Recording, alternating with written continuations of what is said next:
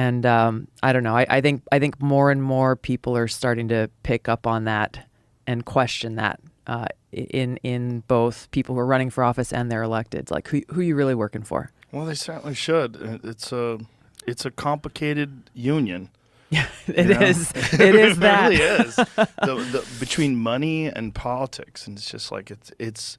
I mean, it would be wonderful if we could get money entirely out of politics. If the only way that a politician could make money while they're in office is just their salary. Yeah. If we said it that way. Yeah. Like, I'm sure you're aware of the Nancy Pelosi stuff. Oh, absolutely. It's wild. It is. And look, I think this is one of the good things about social media is, of course, the mainstream corporate media is hardly covering it at all.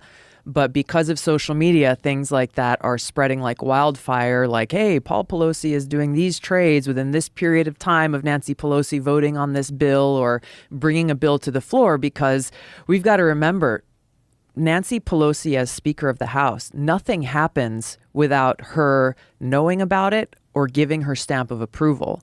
So regardless of whether it's happening in the Judiciary Committee or the Commerce Committee or the Armed Services Committee, if there's a bill coming to the floor and there's major legislation that's being passed or is being squashed, that is happening with her say-so. And so just in these last few days, once people started making noise saying, hey, you as a member of Congress or your spouse or your adult child should not be allowed to conduct insider trading on issues that Congress is dealing with, which really covers every issue under the spectrum.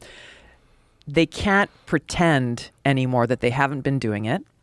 And yet, even as Nancy Pelosi is like, okay, fine, we'll draft legislation. But Congress is about to take a break as they head into the general elections. And once again, she's refusing to bring the bill to the floor for a vote, saying, oh, well, we're not going to bring it to the floor if it doesn't have support. Put people on the freaking spot. Make them cast that vote. That is the last thing she wants.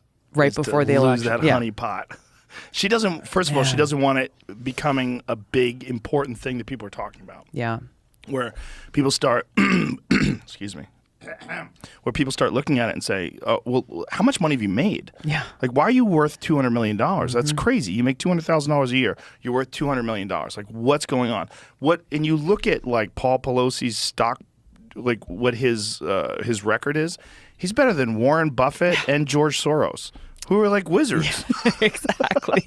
Those guys are the best. And he's better than them. Yep. But it's 100% insider trading. If you think about what they put Martha Stewart away in jail for, that's nothing. Yeah. That's nothing compared to what she's doing. And she's not the only one, obviously. No. There are, and this is where, the quote unquote uniparty in Washington has been blocking this kind of legislation from being passed because they're both benefiting from it. We had, I think there are Republican and Democrat senators in the lead up towards COVID who knew about it, right? And started making different investments in as we were approaching it, even before the rest of the country knew about it, so that they could profit financially from it. Just absolutely disgusting. It's crazy. It's just crazy that it's legal. Yeah. It's really egregious, and it's shocking how complicit the mainstream media is in ignoring it. Like, do you think that there's some discussion, or is it just an understanding that you'll lose access to these people if you highlight this?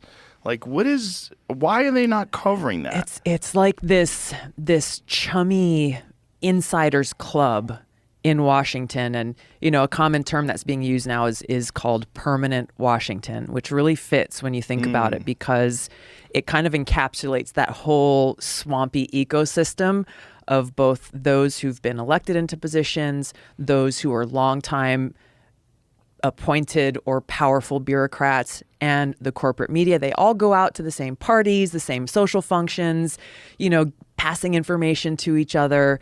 And so, if the anchor of a big time news show says, hey guys, guess what?